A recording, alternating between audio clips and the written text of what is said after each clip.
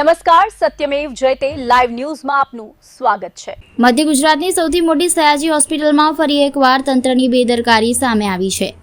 Sonography માટે આવતી સગર્ભા મહિલાઓને પાણી ભરાયેલા રસ્તામાં ઈંટો અને પથ્થરો પરથી પસાર થવાની ફરજ પડી રહી છે।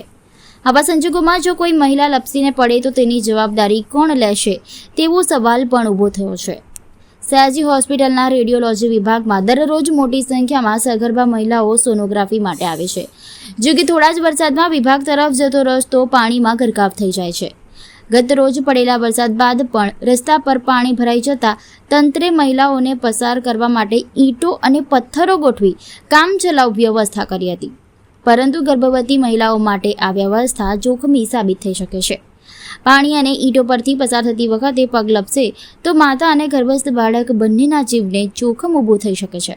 આ ઘટનાએ હોસ્પિટલ તંત્રની કામગીરી સામે અનેક સવાલો ઊભા કર્યા છે। આ મામલે ઇન્ચાર્જ આરએમઓએ જણાવ્યું હતું કે આ સ્થળ નીચાણવાળું હોવાથી વરસાદી પાણી ભરાઈ જાય છે।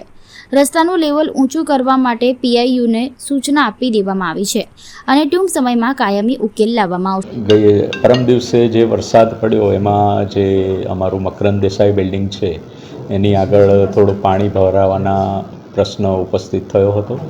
આના લીધે અવર જવરમાં થોડી તકલીફ પડતી હતી, તો અમારા તરફથી હોસ્પિટલ તંત્ર તરફથી તરત પીઆઈયુ વિભાગને જાણ કરી દેવામાં આવી હતી અને પીઆઈયુ વિભાગ દ્વારા પણ આનું તરત નિરાકરણ લાવી ત્યાં આગળ પેવર બ્લોક અને બીજું જે બી સામાન પાથરી અને વ્યવસ્થિત રસ્તો બનાવડાવી તાત્કાલિક ઊભો કરી દેવામાં આવ્યો છે, જેથી સગર્ભા મહિલાઓને તકલીફ ન પડે।